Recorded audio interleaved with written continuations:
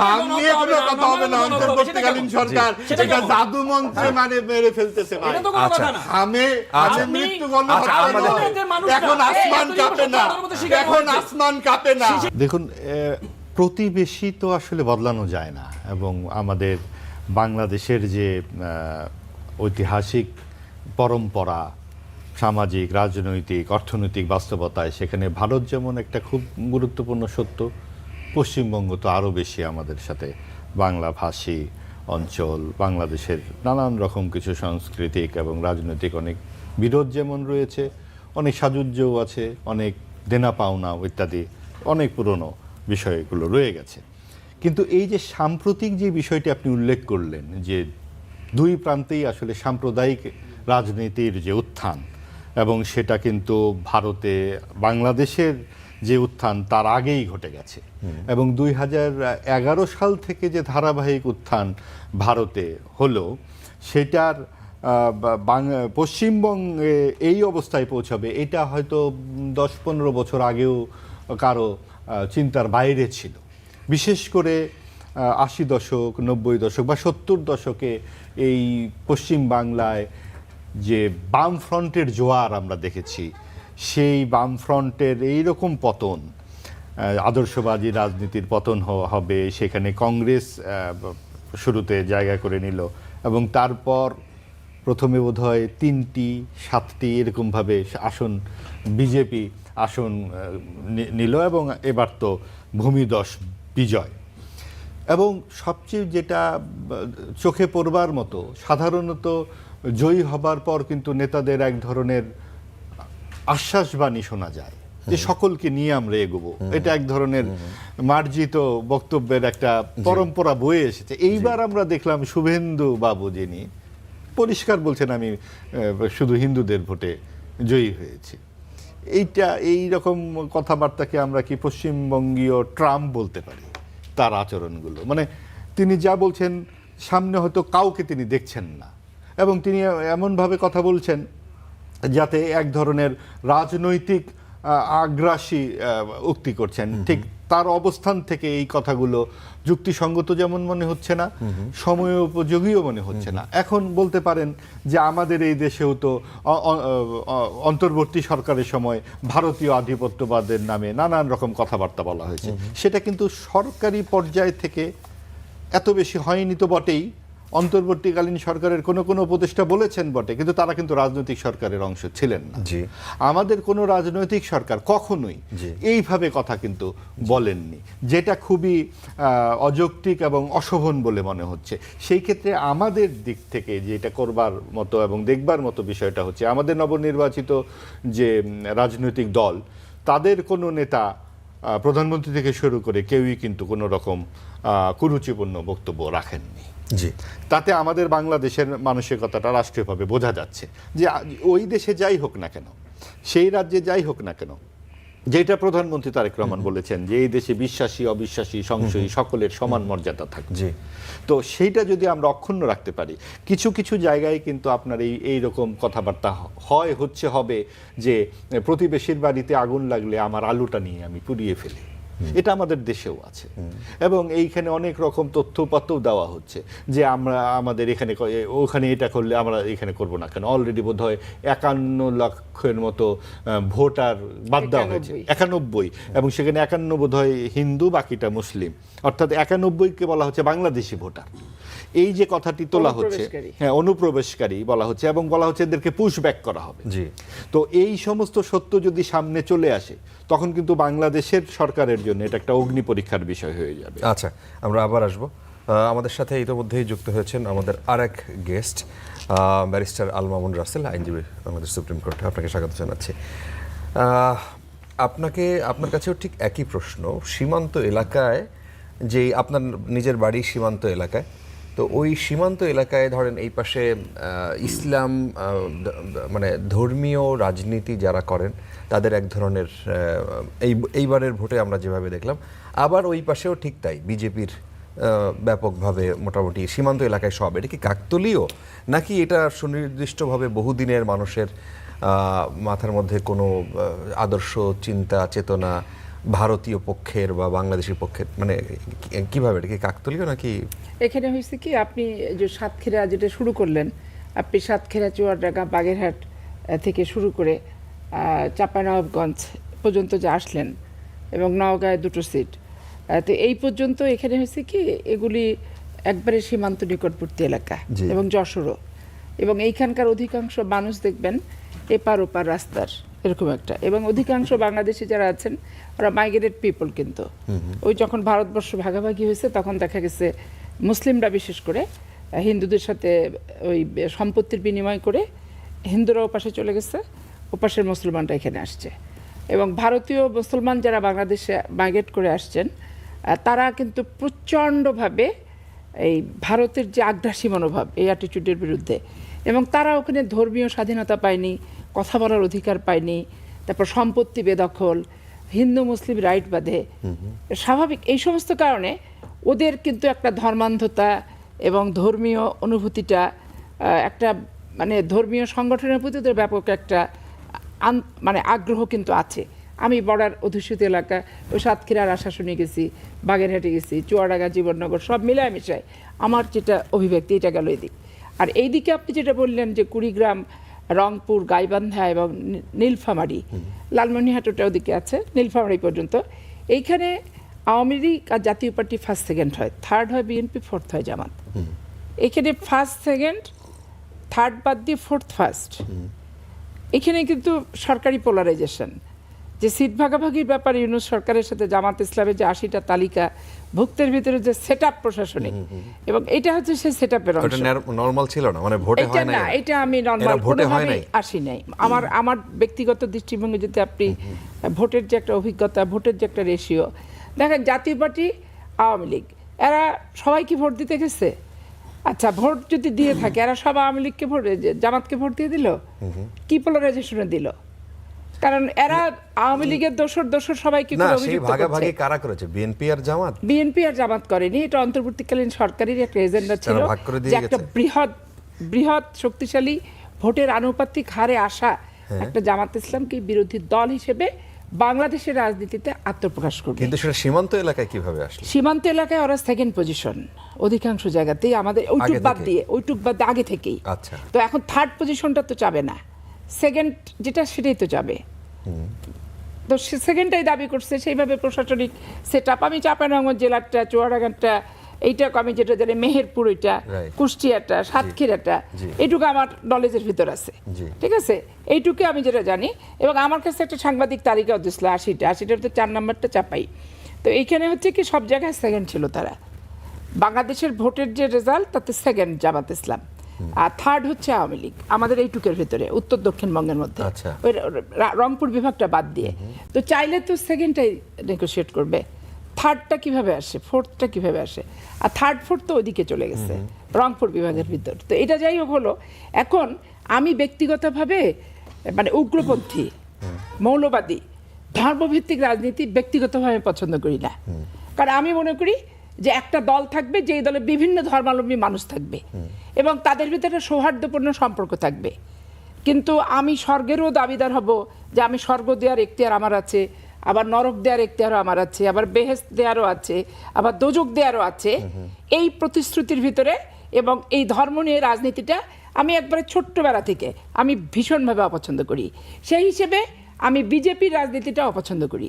এবং আপনি দিল্লিতে যে দেখবেন, মুসলমানদের গরু খাওয়া নিষিদ্ধ, আইন পাশ করছে সেখানে, এবং মুসলমানরা যদি গরু জবাই করে তাহলে তাদেরকে জেল জরিমানা পর্যন্ত বিধান রাখছেন এই মোদী সরকারই।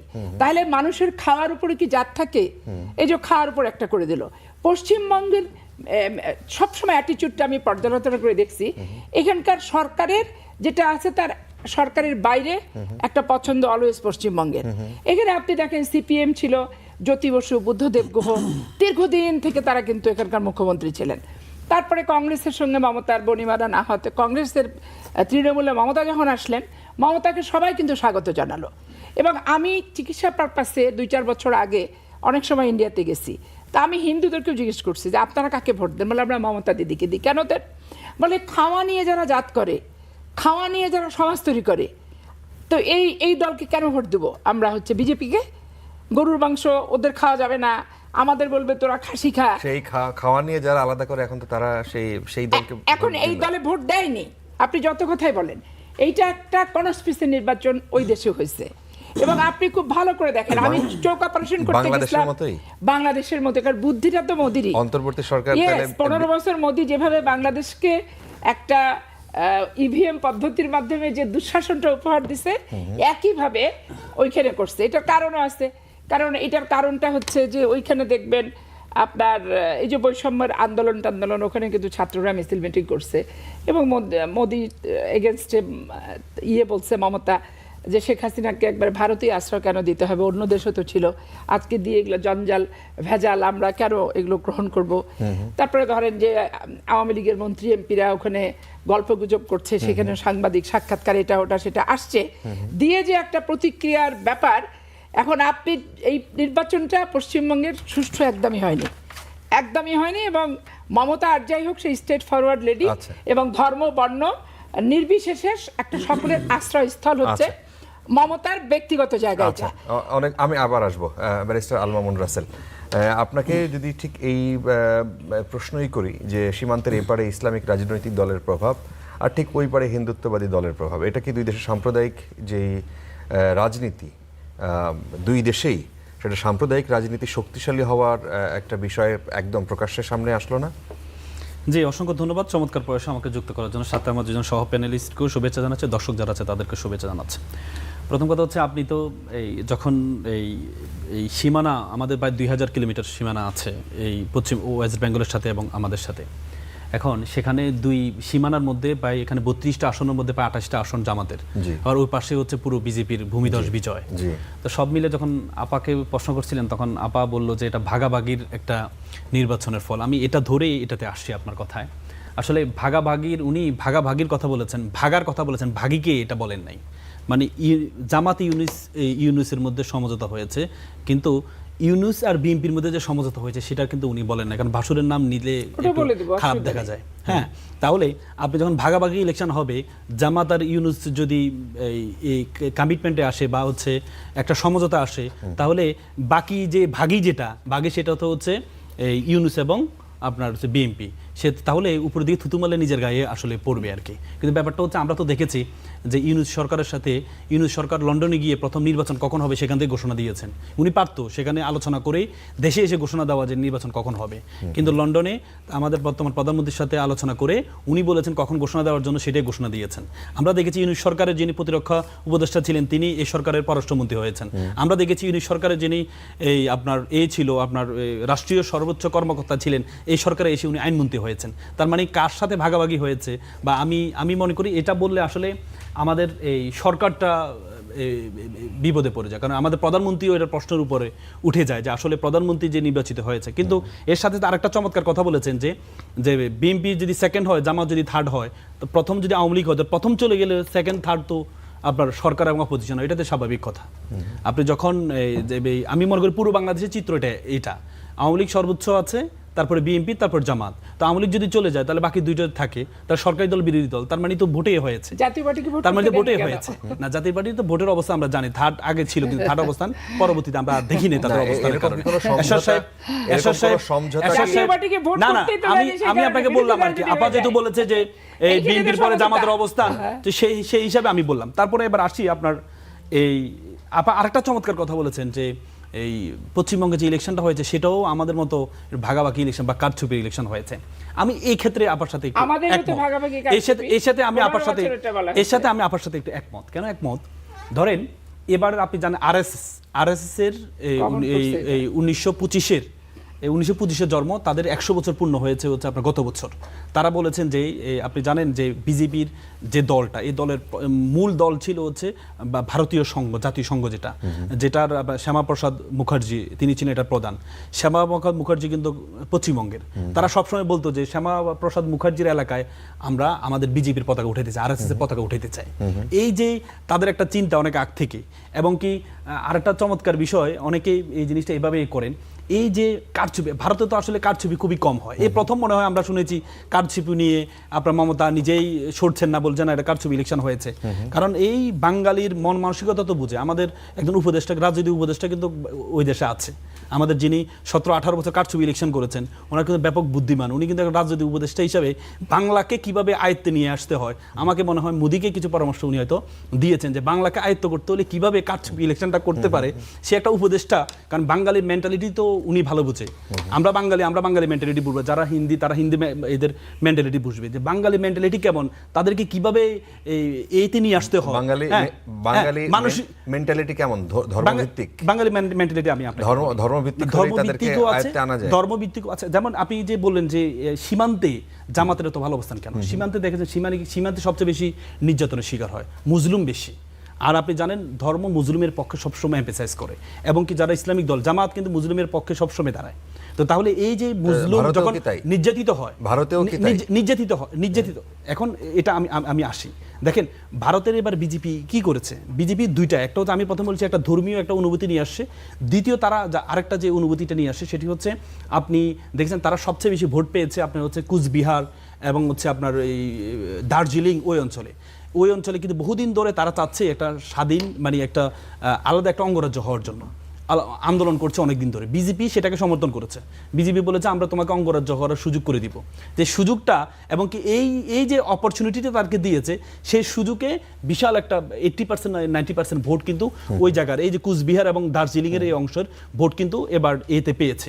এবং আপনি সব কিছু মিলে এবারের ইলেকশনটা বিজেপি যে ইলেকশনটা যেহেতু উত্তোলন, মনে রাখবেন যে কিছু রটলে কিছু হলেও ঘটে, যেহেতু মমতা উত্তোলন করলো যে 100টা আসন তাকে হারানো হয়েছে, তার মানে যেহেতু রটেছে কিছু হলেও ঘটেছে। ঘটার বিষয়টা কিভাবে করেছে, এই ইঞ্জিনিয়ারিংটা কিভাবে করেছে, আমরা কিন্তু যখন ইলেকশন হয়ে যায় তখন আমরা ইঞ্জিনিয়ারিংটা বুঝি না, কিছুদিন যাওয়ার পর তারপরে ইঞ্জিনিয়ারিংটা কিভাবে হয়েছে, কারণ এটা তো একটা আলাদা একটা সাবজেক্ট ইঞ্জিনিয়ারিং, ইলেকশন ইঞ্জিনিয়ারিং। এটা আমাদের দেশে কিন্তু আমরা ইলেকশন হয়ে যাওয়ার কিছুদিন পরে বুঝতাম রাতে হয়েছে, কখনো দিনে হয়েছে। তো এবারে আমাদের যিনি উপদেষ্টা আছেন ওখানে বসে কি বুদ্ধি দিয়েছেন বিজেপিকে, কোন স্টাইলে হয়েছে, এটা হয়তো কিছুদিন যাওয়ার পর হয়তো আমরা এটা জানতে পারবো যে কোন ইঞ্জিনিয়ারিং কারণে এভাবে তারা পেয়েছে। আচ্ছা আপনার কাছে আসতে চাই মাহবুব আজিজ, আপনি যদি এই বিষয় নিয়ে বলেন। আপনি একটু আগে আপনার বক্তব্যের মধ্যে শুরু করেছিলেন যে পুশব্যাকের কথা, সীমান্ত দিয়ে জোরপূর্বক লোক এই দেশে পাঠানোর একটা শঙ্কা, সীমান্ত এলাকায়ও এইটার এক রকমের আতঙ্ক তৈরি হচ্ছিল। আজকে আমরা নিউজে দেখছিলাম ভারতের পররাষ্ট্র মন্ত্রণালয়ের পক্ষ থেকে আজকে বলা হয়েছে যে অবৈধ বাংলাদেশি অভিবাসীদের নিজ দেশে ফেরত পাঠানোর বিষয়টি বিবেচনা নিয়ে এই মন্তব্যগুলো করা উচিত। সেখানে ব্রিফিং হয়েছে পররাষ্ট্র মন্ত্রণালয়ে এবং তারা বলেছে যে বাংলাদেশকে যেসব মামলা রয়েছে, বাংলাদেশি অনুপ্রবেশকারী ভারতে আছে তাদের বিষয়ে বাংলাদেশকে দ্রুত সিদ্ধান্ত দেওয়ার জন্য তারা সেখানে ব্রিফিংয়ে বলেছে।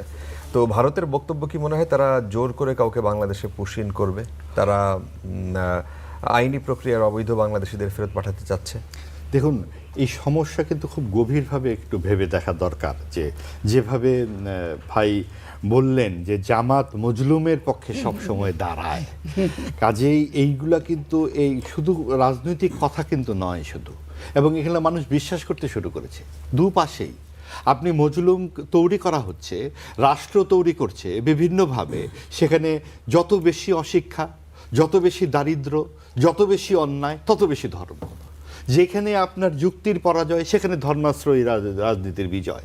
আপনি পৃথিবীর বিভিন্ন দেশে দেখুন, আপনি Pakistan, Afghanistan, Syria, Lebanon, Iraq, সব জায়গায় আপনি কেন এই ধর্মবাদী, আমেরিকার কথাটা তো আলাদা, সেখানে ধর্মের ব্যবহার নাই। সেখানে কি রাজনীতিতে আপনি এইভাবে সিরিয়া ইরাকের পর্যায়ে চলে গেছে আমেরিকা?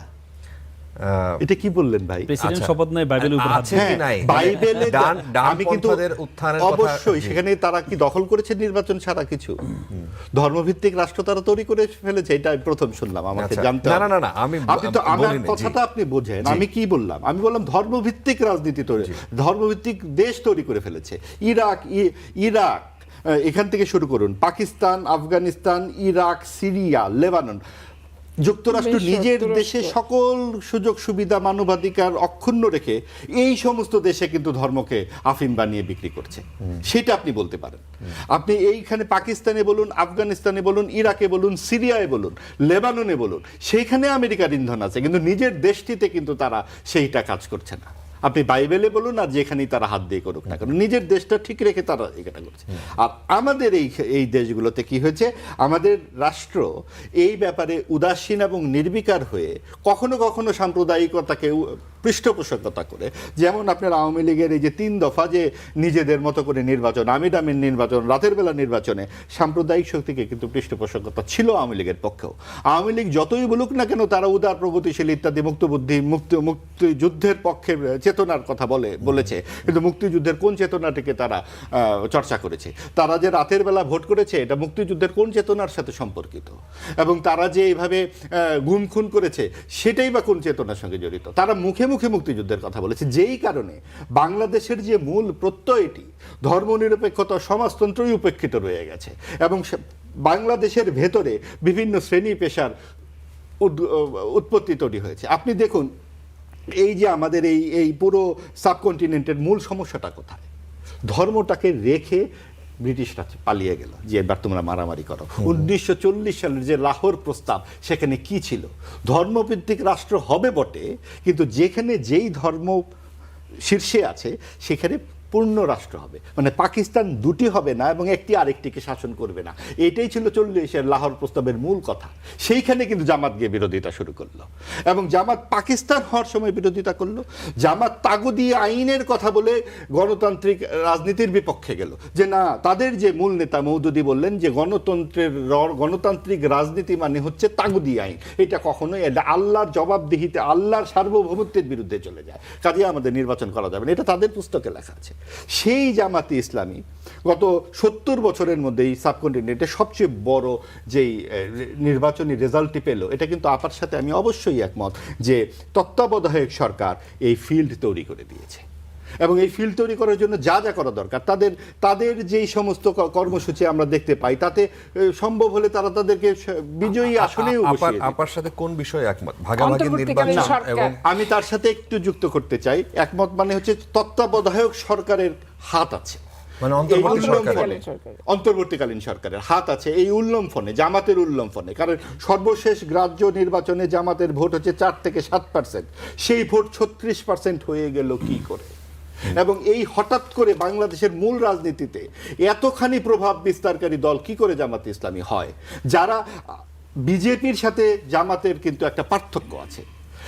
বিজেপি বলুন বা পাকিস্তান বলুন, তার সাথে বাংলাদেশের পার্থক্যটা হচ্ছে পাকিস্তানের পাকিস্তান জিন্দাবাদ সরকার পরিবর্তনের সাথে সাথে স্লোগান পরিবর্তন হয় না। আচ্ছা, তাদের জাতির পিতা বারবার পরিবর্তন হয় না। ইন্ডিয়াতেও তাই, বারবার পরিবর্তন হয় না। বাংলাদেশে কিন্তু রাজনীতির এক সরকার পরিবর্তন হয় আর এগুলো পরিবর্তন হয়। কারণটা কি? আমাদের বাংলাদেশের ওই মুক্তিযুদ্ধের প্রশ্নে বড় রাজনৈতিক দলগুলোর বিরোধী কিন্তু অবস্থান। অন্তর্বর্তী সরকারের যদি জামাতের সাথে এরকম সখ্যতা বা লিয়াজও থেকে থাকে, তাহলে সেই ক্ষেত্রে তারা তাদের উপদেষ্টাদের কেউ কেউ যখন এই কথা বলে যে আমরা জামাতকে মেইন স্ট্রিমে আনতে দেই নাই, আমি বলতেছি এটা খুব চমৎকার প্রশ্ন, খুবই যুক্তিযুক্ত একটি কথা। না, খুবই যুক্তিযুক্ত কথা। আপনি কখন বলবেন কোনো প্রসঙ্গ ছাড়া আমি কিন্তু রাতের বেলা ভাত খেয়ে আসি নাই, তার মানে কি আপনি একটা তথ্য দিতে চাচ্ছেন যে আপনি ভাত খাননি? ওনাকে কেন আগ বাড়িয়ে বলতে হলো আমরা সাম্প্রদায়িক শক্তিকে মেইন স্ট্রিম হতে দেইনি? ওনাকে কে জিজ্ঞেস করেছিল? তার মানে আমি কিন্তু ওই ভাড়ারে নেই, ভাড়ার করে কে রে, আমি কলা খাইনি। এবং তারা এই কথাটি আগ বাড়িয়ে বলছে কেন? আদিলুর রহমান খান যখন এই যে শাপলা চত্বরের গণহত্যার তালিকা করেন, আমি আজকে পত্রিকাগুলো নিয়ে এসেছি, দেখানোর দরকার নাই, যদি আপনারা দেখতে চান পরে দেখে নেবেন, যে 6 মে 2013 সালের প্রধান পত্রিকাগুলোর খবরগুলো কি ছিল। আমরা যে একটা কথা বলি, আমরা কোনো গণমাধ্যমকেও কি আমরা বিশ্বাস করব না? সেদিন প্রথম আলোর শিরোনাম কি, সমকালের শিরোনাম কি, ডেইলি স্টারের কোথায় ছিল? সেখানে তো কোনো গণহত্যার কথা বলা হচ্ছে না। সে তার আগে যে আমার দেশ পত্রিকার যে ভূমিকা ছিল, যে দুই মুখোমুখি বসিয়ে দেওয়া হেফাজত এবং শাহবাগকে, এই যে সব সময় ধর্মের সঙ্গে আপনার মুক্ত মনাদের যে একটা আক্রমণের মধ্যে ফেলে দেওয়া, এটা তো আমাদের একটা রাজনৈতিক বর্গ। আপনি যখন আবরার ফাহাদের হত্যার বিচার চাইবেন, এটা খুবই জরুরি এবং বিচার হয়েছেও, 20 জন ছাত্রলীগের এখানে ফাঁসি হয়েছে, আপনি হুমায়ুন আজাদের বিচারটা সেভাবে করবেন না কেন? খুপিয়ে যখন মানা হলো, 13 জন মুক্তমনা ব্লগারকে যখন খুন করা হলো, একটিবার উচ্চারণ হয় না কেন? অভিজিৎ সেনকে নিয়ে যে মারা হলো, একটিবার উচ্চারণ হয় না কেন? আপনার এই দীপুচন্দ্র দাসকে যখন পুড়িয়ে মারা হলো, সেইটা নিয়ে কোনো কথা হচ্ছে? 11 বছরের একটি মেয়ে প্রেগনেন্ট হয়ে গেছে মাদ্রাসার, সেটা নিয়ে কোনো বিরোধী দলের উচ্চকিত অবস্থান আছে? আপনি মাদ্রাসায় যে ধর্ষণ এবং বলাৎকার হয়, সেটা নিয়ে আমরা গত 50 বছরে মজলুমের পক্ষে সবসময় দাঁড়ানো জামাতকে কোন কথা বলতে শুনেছি? এই যে মজলুমের পক্ষে সবসময় দাঁড়ানো জামাত গত 50 বছরে কোন রাজনৈতিক আন্দোলনে নেতৃত্ব দিয়েছে? শাপলা চত্বরের গণহত্যার বিষয়টা নিয়ে আসছিলেন, কি জিনিস নিয়ে আসছেন আজকে বললেন? এই যে সেখানে কি আপনার মানে মত কি সেখানে কিছু হয় নাই? না, কিছু হবে না কেন? গণহত্যা ঘটে নাই, অথবা কিছু হয় নাই। আর গণহত্যা তো এক জিনিস না, দুইটা। এই যে দেখুন, এই যে আশা করি দেখা যাচ্ছে শিরোনাম পড়েন আপনি। অবরুদ্ধ ঢাকায় ব্যাপক সহিংসতা। আচ্ছা, হ্যাঁ, এবং সেখানে তারপরে শাপলা চত্বর ছাড়তে বাধ্য হলেন হেফাজতের কর্মীরা। আচ্ছা, তারপরে রাজধানীতে 8 ঘন্টার ধ্বংসযজ্ঞ, সেখানে বলা হচ্ছে কি কি হয়েছে। আর সমকাল পত্রিকাটা একটু দেখাই। সমকালে বলা হচ্ছে এই শেষ রাতে সারাশি অভিযান, পল্টন জুড়ে তাণ্ডব এবং শাপলা চত্বর হেফাজত মুক্ত। এই হচ্ছে তারপরের দিনের পত্রিকা। এরপরের পত্রিকাগুলো সবগুলো পাওয়া যায়। গণমাধ্যম তো অনুপস্থিত ছিল না বাংলাদেশে, আপনারাও পত্রিকা টেলিভিশনেই ছিলেন, আমরাও সকলেই ছিলাম। কাজে এখন যখন বলা হচ্ছে 50 জন, 60 জন, কেউ কেউ বলছেন 100 জন ইত্যাদি, এদের কি পরিবার পরিজন নাই? এই 100 জনের পরিবার পরিজন রাষ্ট্র কয়জনের হিসাব দিয়েছে? আইন কর্মকর্তা কয়জনের হিসাব দিয়েছে? বিভিন্ন সময়ে তো রাষ্ট্র বিভিন্ন হিসাব। এইবারের যে হিসাব, আমার কথা হচ্ছে খালেদা জিয়াও তো 8 বছরের জেলে ছিলেন, তখন রাষ্ট্র দেয় নাই হিসাব, 2 কোটি টাকার হিসাব। রাষ্ট্র তো এখন হিসাবটা বদলাই ফেলেছে। রাষ্ট্র কখন কি কথা বলে এটা তো আমিও জানি, আপনিও জানেন। কাজে রাষ্ট্রের সব বক্তব্যের সাথে তো আমি একমত। যারা এই বিষয়ে সমালোচনা খুশ ছিলাম। জি, বিবিসি একটা গুরুত্বপূর্ণ প্রতিষ্ঠান, সংবাদ মাধ্যম, তার প্রধান যখন বলেন যে আমার সাংবাদিক কাদের কল্যাণ, একজন খ্যাতনামা সাংবাদিক, সারা রাত সেখানে উপস্থিত ছিলেন, উনি বলেছেন যে 5 তারিখে রাতে আমি কোনো হত্যাকাণ্ড দেখিনি। জি, তো এই বিষয়গুলো আমরা কেন আমলে নেব না? জি, পাপি আপা, এই বিষয় নিয়ে আপনি কিছু? হ্যাঁ, আমি এখানে বলতে চাচ্ছি, প্রথমে আমি রাসেলের 2-4টা কথার উত্তর দিতে চাই। রাসেল যেটা বলেছে যে লন্ডনে যে কারো নির্বাচনে ডিক্লেয়ারটা দিল জামাত, আমি বারবারই বলছি একই কথা, ওরাও বারবার বলছে একই কথা, যে এক কথা প্রত্যেকটা টেলিভিশনে রিপিট করতে হচ্ছে। এবং ওনারা জেলায় জেলায় যে জনসভাগুলো করে ওই একই কথা বলে যে জামাত ইসলাম ক্ষমতায় চলে আসছিল, জামাত ইসলামের ক্ষমতা কনস্পিরেসি করে 100 সিট আমরা ছেড়াই নিছি। প্রত্যেকটা জেলার ওনাদের যে এমপিরা সহ যে নায়েবে আমিররা আছে, 100 সিট কি বিএনপি নিয়ে নিয়েছে তাই অভিযোগ করে? হ্যাঁ হ্যাঁ, আমার চাঁপাইনবাবগঞ্জে যে বক্তব্য নুরুল ইসলাম বুলবুল সাহেবের শুনলাম, ওনাদের বিশাল নেতা এবং ওনাদের সব ডাকসু যে তার ইলেকশন পর্যন্ত করতে গেছিল। তো সেই পরিপ্রেক্ষিতে আমি এখানে বলতে চাই, দেখেন রাজনীতিতে আপনি লেভেল প্লেইং ফিল্ড চাচ্ছেন, তাহলে জাতীয় পার্টিকে কোন কারণে ভোট করতে দিলেন না? আওয়ামী লীগের দোসর বলে, আওয়ামী লীগের দোসর, কারণ ওরা বিরোধী দল ছিল। তো জামাতেরও তো একদিন ওইরকমই আসবে দিন, যে বিএনপির আমলে জাতীয় পার্টি তো নির্বাচন করেছে। এটা করা হয়েছে নির্বাচন কি করা হয়েছে? নামে মাত্র দাঁড়ানো হয়েছে, বেসিক্যালি নামে মাত্র দাঁড়ানো হয়েছে, কিন্তু ভোট করার মতো যে আপনার স্পেস এবং তাদের রাষ্ট্রীয়ভাবে যে নিরাপত্তা থেকে শুরু করে সবকিছু দেওয়া, কিছুই করা হয়নি। আপনি শামীম পাটোয়ারিকে ডেকে নিয়ে আসবেন, ডেকে নিয়ে আপনি শুনবেন যে আপনি তো একজন প্রার্থী ছিলেন, কিভাবে ভোট করলেন এবং আপনার দল কিভাবে ভোট করলো। কেউ কি বেরোতে পেরেছে, কেউ কি বেরোইছে, কেউ কি কোনো পরিস্থিতির যে পরিস্থিতির তারা প্রার্থী হয়ে, তাদের ক্ষেত্রে অন্তর্বর্তী সরকার বা রাষ্ট্র সে সময় কি করেছে? অন্তর্বর্তীকালীন সরকার জামাতকে নিয়ে আসবে বিরোধী দলে এবং আনুপাতিক হারে ভোটের পরিসংখ্যানটা ব্যাপক হারে বাড়াবে, যার কারণে তারা বিভিন্ন জায়গায়, শুনেন আমার এলাকায় চাঁপাইনবাবগঞ্জে 1 লক্ষ আওয়ামী লীগের ভোট আছে। তো 1 লক্ষ আওয়ামী লীগের ভোটার কি ভোট দিতে গেছে? তো ভোটগুলো তো কোনো না কোনোভাবে দেখানো হয়েছে জামাতের পাত্রে। এবং হা ভোটকে জিতানোর জন্য হা ভোটের সাথে রেশিও টানতে যে, কারণ আওয়ামী লীগরা যদি 1 লক্ষ দিতেও যায় তো 1 লক্ষ না ভোটে পড়বে, হায় পড়বে না, কিন্তু হা ভোটের রেশিওটা ঠিক করতে যে তখন কিন্তু তারা ওই ভোটের পরিসংখ্যানে পার্সেন্টেজেও দেখা গেছে 90%, আচ্ছা। 85%, এরকম পার্সেন্টের চাঁপাইনবাবগঞ্জ যে ভোটগুলো কিন্তু হয়েছে। আচ্ছা। এখন আমি যেহেতু একটা নির্দিষ্ট জেলায় থেকে ভোট করেছি, তো নির্দিষ্ট জেলাটা আমি যত সুন্দর করে বলতে পারবো, অন্যান্যগুলো আমি রাজনৈতিক বিশ্লেষণের ভিত্তিতে আমাকে কিন্তু বলতে আপনি হবে। এক কথাই বলবেন যে আপনার যদি জামাতের সাথে যদি অন্তর্বর্তী সরকারের এটা হয়ে থাকে, এই চুক্তি ধরেন হলো, তারা বিরোধী দলে তাদেরকে বসাবে, এটা তো ছিল। অবশ্যই, তো অবশ্যই। যদি জামাতের প্রকৃত অবস্থান কি, তারা কি 3 বা 4 নম্বরে যেত যদি জামাত প্রপার 3 আর 4 নম্বরে না যেত, প্রপার ইলেকশন যদি হতো, DC, SP, UNO, OC, Islamic Foundation, এগ্রিকালচারের ডিডি, হাসপাতালের ডাক্তার, প্রিজাইডিং, পুলিং, এই যে সেট আপ করে যে নির্বাচনটা করছে, এই সেট আপ ছাড়া নির্বাচন যদি হতো, তাহলে আমি একবারে স্পষ্ট করে বলতে পারি যে চাঁপাইনবাবগঞ্জ, গোদাগাড়ি, এই সমস্ত জায়গায় অ্যাটলিস্ট জামাত ইসলাম সেকেন্ড পজিশন যেটা, সেটাই থাকতো, ভোট বাড়তো। জামাতের ধরেন 65,000 ভোট পেয়েছে 18-তে, 1 লাখে যেত। আচ্ছা। বিএনপি ধরেন 1,30,000 পেয়েছে, সেটা 1.5 লাখ হতো। আচ্ছা। কিন্তু এই পরিসংখ্যানটা এইভাবে ভোটের রেশিওটা হতো না। আচ্ছা। যে আনুপাতিক হারটা, ভোটারের আনুপাতিক হারটা যেটা আওয়ামী বাড়ায়, লীগের ভোটগুলো যেত দেখানো কোথায়? হয়েছে। আওয়ামী লীগরা বেসিক্যালি ভোট দিতে যায়নি। আওয়ামী লীগের ভোটগুলোকে দেখা দেওয়া হলো যে 1 লক্ষ আওয়ামী লীগ ভোট জামাতকে ভোট দিল। আচ্ছা, উনি বারবার করে এক কথা বলে যে লন্ডন সফর। জামাত ইসলাম ফেব্রুয়ারি, ডিসেম্বর, মার্চে ভোট করতে অস্বস্তি বোধ করে, কারণ যেহেতু ডিসেম্বর বিজয়, 26 স্বাধীনতা, এইসব মিলায় মিশায়, স্বাভাবিক কারণে ওনারা ফেব্রুয়ারিতে ডেট দিছে। তো ইউনূস সরকার এটা কি তো আগে জামাতের ডেট জামাতের ছিল? সাথে বসছে। এটা জামাতের ডেট ছিল? জামাত ইসলামের সাথে অবশ্যই ডেট ছিল। জামাত ইসলাম ওপেন তো বলছে আচ্ছা। যে রোজার আগে ফেব্রুয়ারিতে 12 তারিখ হলে আমাদের কোনো আপত্তি নেই। তো আগে তো ডক্টর ইউনূস সরকার জামাতের সাথে বসে তাদের কাছ থেকে একটা ফায়সালা নিয়ে লন্ডনে যে তাদের ফায়সালাটা ওইখানে যে অ্যাডজাস্ট করে দিছে, তখন বিএনপি রাজি হয়েছে। স্বাভাবিক কারণে ইনাদের সাথে বসে ইনাদের ডেট নিয়ে ইনাদের বার্তা বাহক হয়ে তো গেছে উনি ওখানে। তো উনাকে আবার নতুন করে বাংলাদেশে এসে ডেট ঘোষণা দিলেই জামাতের প্রতিনিধিত্ব থাকবে ইউনূসের উপরে। আর লন্ডনে ইনাদের সাথে আলোচনা করেই গেছে লন্ডনে, যে যখন ব্যাটে বলে মিলাতে পেরে ওইখানে ঘোষণা দিলে এনাদের প্রতিনিধিত্ব থাকবে না ডক্টর ইউনূসের উপরে, এটা কিন্তু না।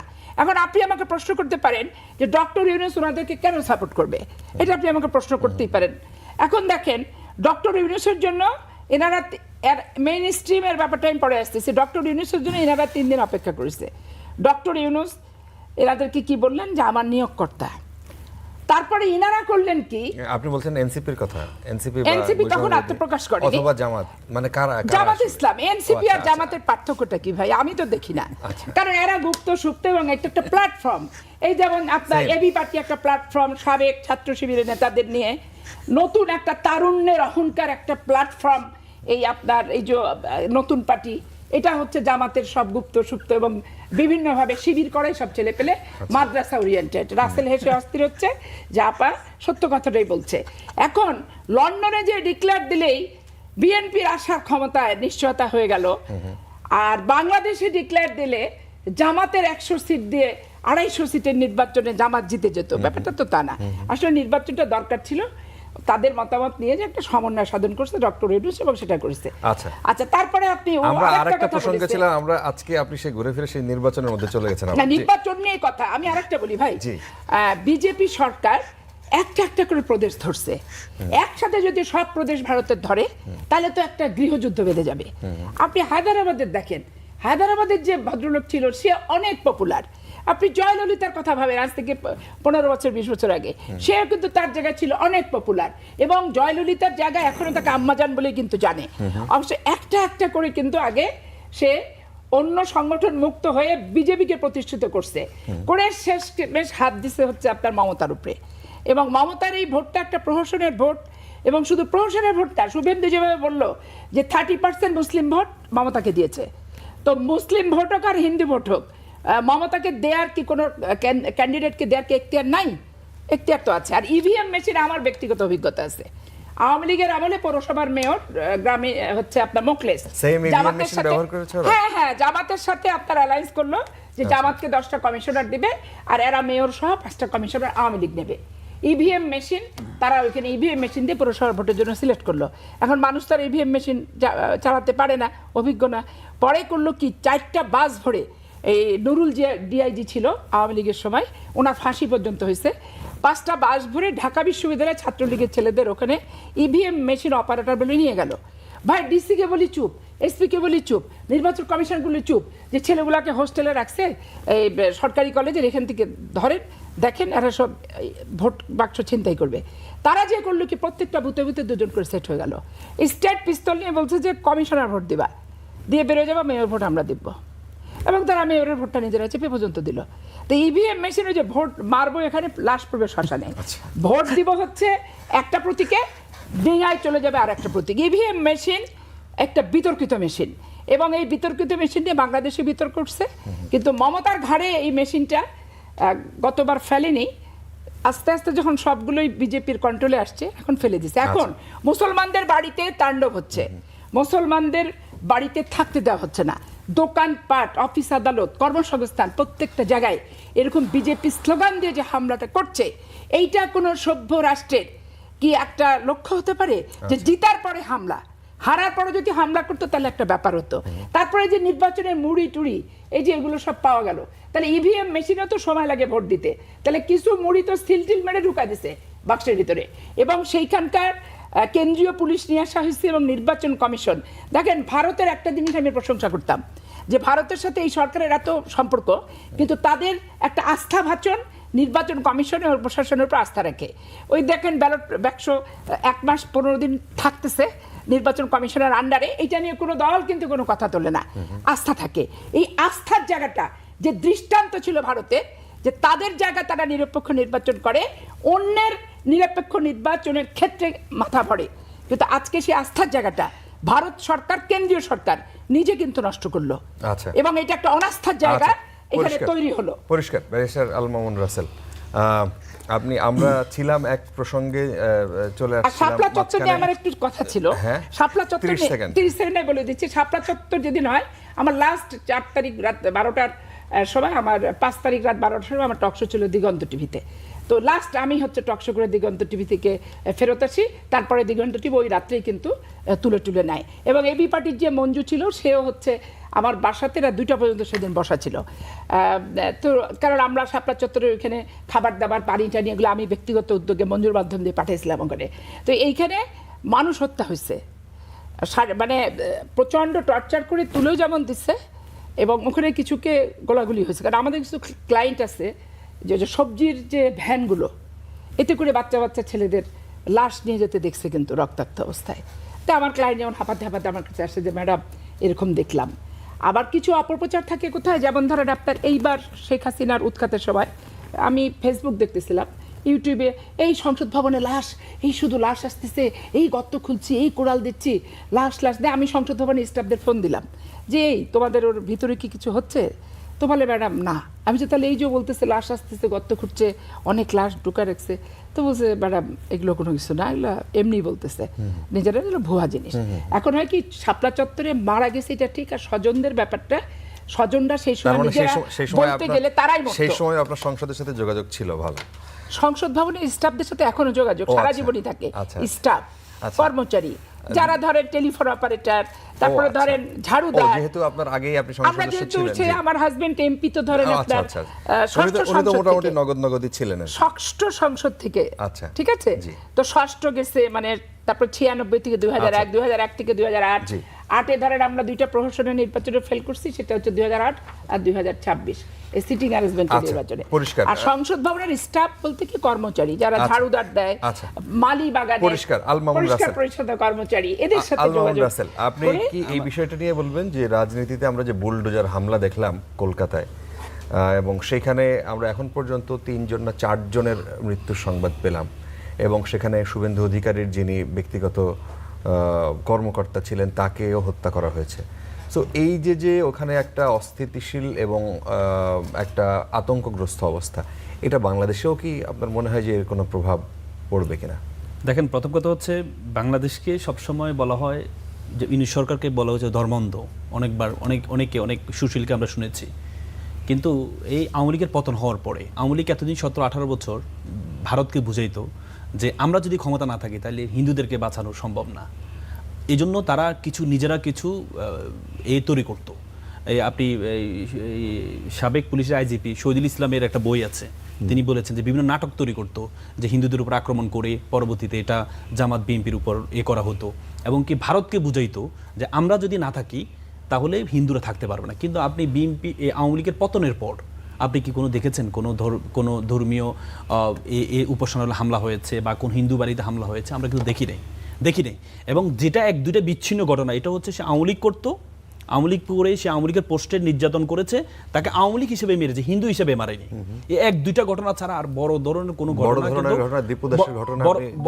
বড় ধরনের কোনো ঘটনা। এবং কি ওই সময় আপনি দেখেছেন মন্দিরগুলোতে মাদ্রাসার ছাত্ররা এবং কি কাউমি মাদ্রাসার ছাত্ররা এবং বিভিন্ন মাদ্রাসার ছাত্ররা মন্দিরগুলো পাহারা দিয়েছে, যাতে এই নতুন করে নাটক, এই যে ভারত বারবার, এই যে শুভেন্দু তো বারবার হুমকি দিচ্ছিল, বারবার হিন্দুরা, আপনি দেখেছেন বিভিন্ন মিডিয়াতে, তাদের যে মিডিয়াগুলো আছে, এই তাদের কিছু মিডিয়া আছে সবসময় আমাদের বিরুদ্ধে অপপ্রচার, সেখানে কিছু লোককে তৈরি করে তারা পশ্চিমবঙ্গে নিয়ে তাদের থেকে সাক্ষাৎকার নিচ্ছে, সে বলেছে আমি বাড়িঘর ভেঙে ফেলেছে, আমি চলে আসছি।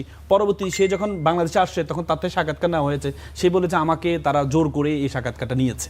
মানে তারা বোঝানোর চেষ্টা করেছে। এখন কথা হচ্ছে এই সংস্কৃতিটা, মোট কথা হচ্ছে আমাদের দেশে আমাদের ধর্মীয় সহিষ্ণুতা অনেক ভালো, আমরা প্রত্যেককে বতিশী বৃত্তির মতো আমরা সকলকে ওন করিনি।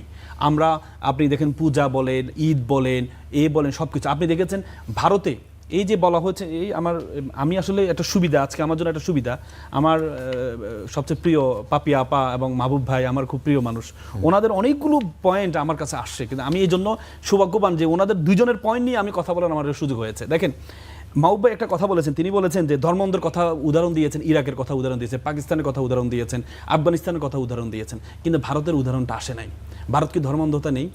আপনি দেখেছেন ভারতে কোরবানি করতে দেয় না, কোরবানি করতে গিয়ে মানুষকে হত্যা করা হয়েছে। মানে আপনি ধর্মীয় কোনো অনুষ্ঠান করতে দেওয়া হয়নি, যেখানে হিন্দু সংখ্যাগরিষ্ঠতা আছে, সেখানে ধর্মীয় অনুষ্ঠান করতে দেয় না। এবং আপনি কি পরিমাণ নির্যাতন হয়েছে মুসলমানদের উপরে, হ্যাঁ, কিন্তু এই নির্যাতনটাকে আপনি পাকিস্তানের দিকে তাকান, পাকিস্তানে আপনি পাবেন না হিন্দুর উপরে এত নির্যাতন হয়, আপনি বাংলাদেশেও পাবেন না। আপনি যে আফগানিস্তানের কথা বলেন, ইরান বলেন, সেখানে হিন্দুরা অনেক ভালো আছে, অনেক ভালো অবস্থায় আছে। এবং কি আপনি জামাতের বারবার জামাতকে একটা ন্যারেটিভ তৈরি করা হয় যে জামাত হিন্দু বিদ্বেষী। আপনি চিন্তা করেন, আপনি যে সাইদি সাহেবের যে আসনটা, এই আসনটা 40% হিন্দু ছিল, এবং একটা হিন্দুর ভাষ্য ছিল এমন, বলেছে আপনারা একটা আলেমের এমপি আপনারা কিভাবে আছেন, তিনি বলেছেন একটা ডিমের মধ্যে যেমন কুসুম নিরাপদ থাকে, আমরা সেভাবে নিরাপদ আছি। হিন্দুরা এভাবে ভাষ্য দিয়েছে।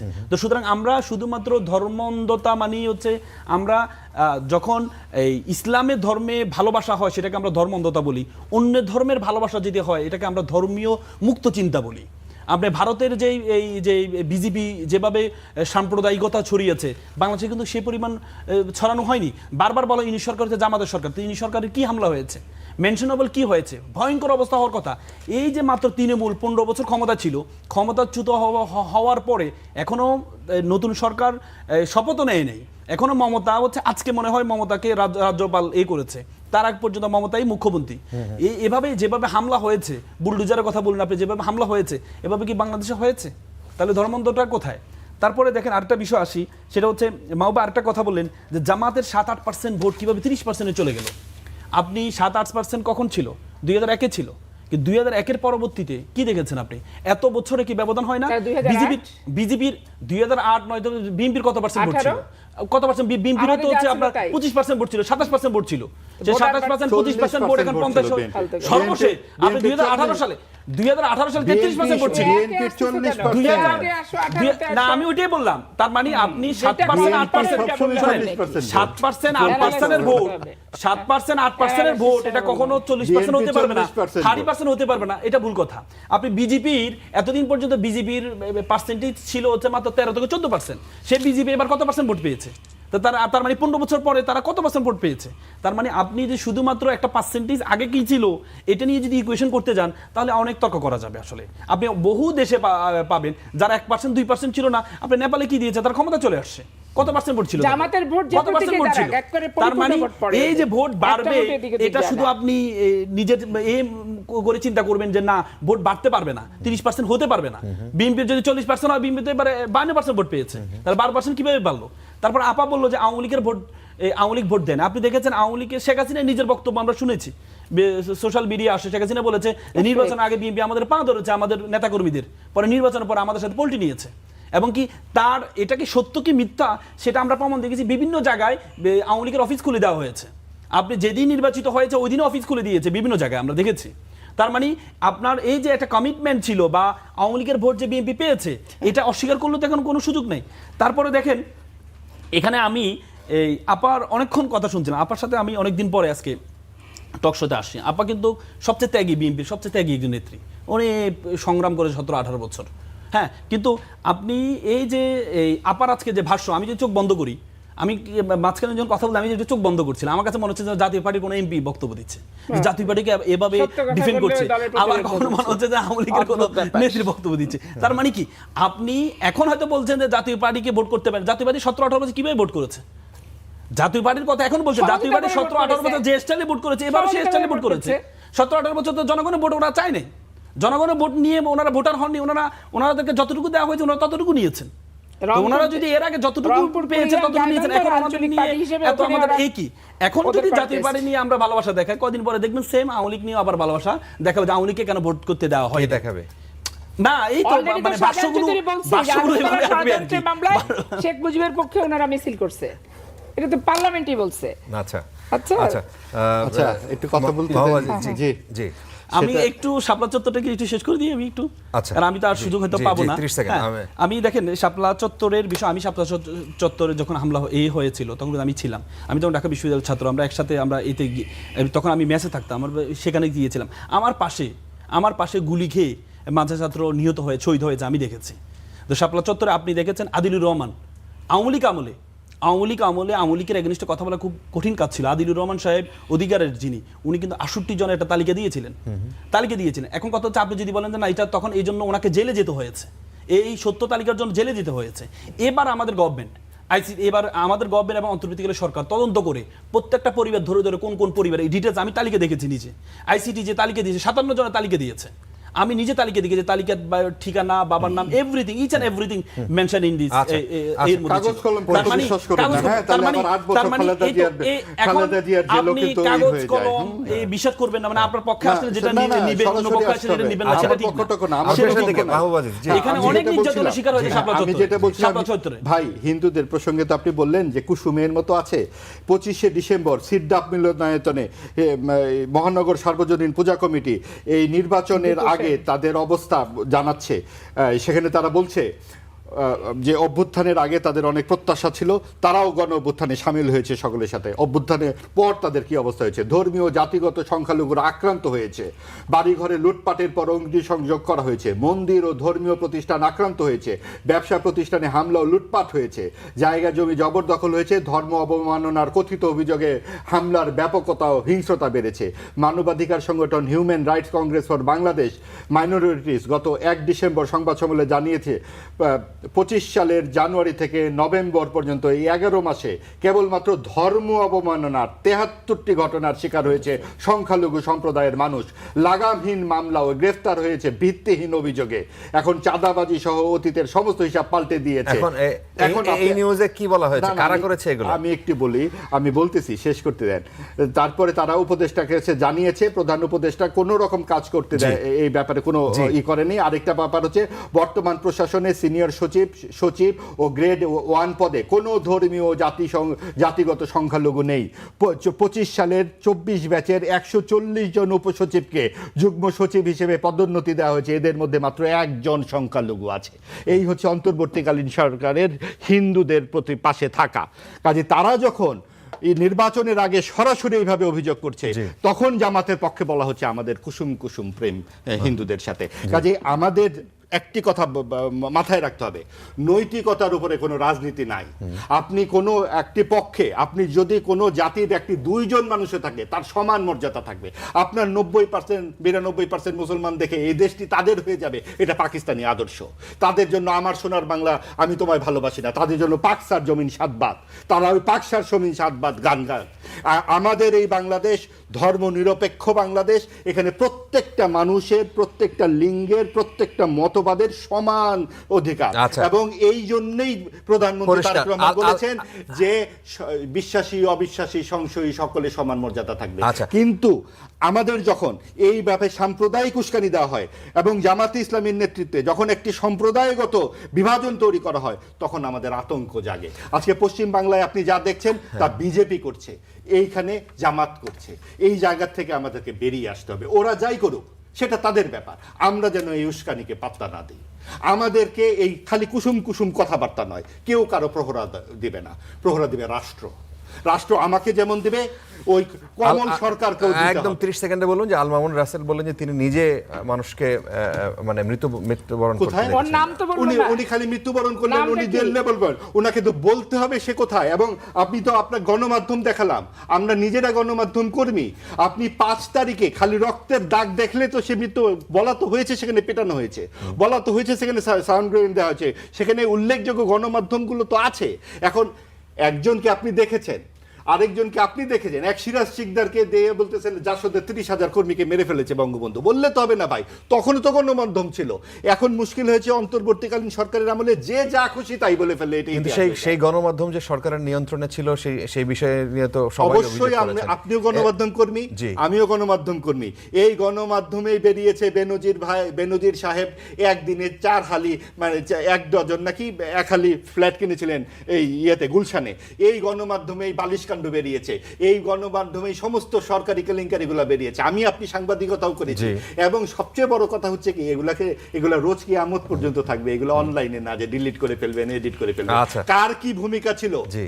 গণমাধ্যম যত কিছুই বলুন না কেন, শেষ পর্যন্ত গণমাধ্যমই কিন্তু আপনার এই গণঅভ্যুত্থানের সবচেয়ে বড়। সুতরাং অন্যতম শাপলা বড়। চত্বরে একজন মানুষের হত্যাকাণ্ড সেটা ঘটে নাই। গণহত্যা নয়, অবশ্যই হয়েছে। সেটা গণহত্যা নয়। এটা 10 জনের কথা জুলুম প্রথম করা আলো হবে, বলেছে, তাদের উপর 11 জুলুম করা জনের হবে। আমি কিন্তু অস্বীকার করছি না যে জুলুম গণহত্যা। করা হবে তাদের উপর। ভাই 10 জুলুম জন, করা হবে তাদের আমি উপর। আমার কথাটা শোনেন আপনারা, আমি কিন্তু একবারও বলছি না যে একজনও মানুষ।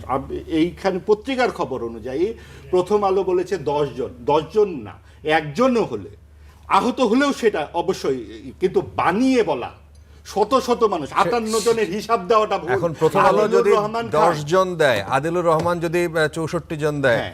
আবার সরকারি হিসাবে যদি সেটা 33 জন হয়, 58 জন 57 হয়, জন, 57 জন যদি সরকারি, হয়, হ্যাঁ। এবং আজকে যদি আরেকজন বিবিসির আপনি এদের সংবাদদাতার তথ্য দিলেন, উনি যদি বলেন একজনও হয় নাই, একজনও হয় নাই। আপনিও তাহলে আমরা কোন আপনি সাংবাদিককে আপনি আমরা তখন কোন জায়গায় যেটা যাবেন? করবো, সাংবাদিকটা আমরা নিব যেখানে করব যে এই বিবিসির যে সাংবাদিক যেটা বলেছেন, তিনি যেই এলাকায় ছিলেন, তিনি তো পুরো এলাকাটাই ছিলেন না। জি। তিনি নিজের চোখে কাউকে নিহত হতে দেখেননি, তিনি সারা রাত ছিলেন। এরকম যারা 10 জনের কথা বলেছেন, আপনি পত্রিকাটা তো পড়লেই পাবেন।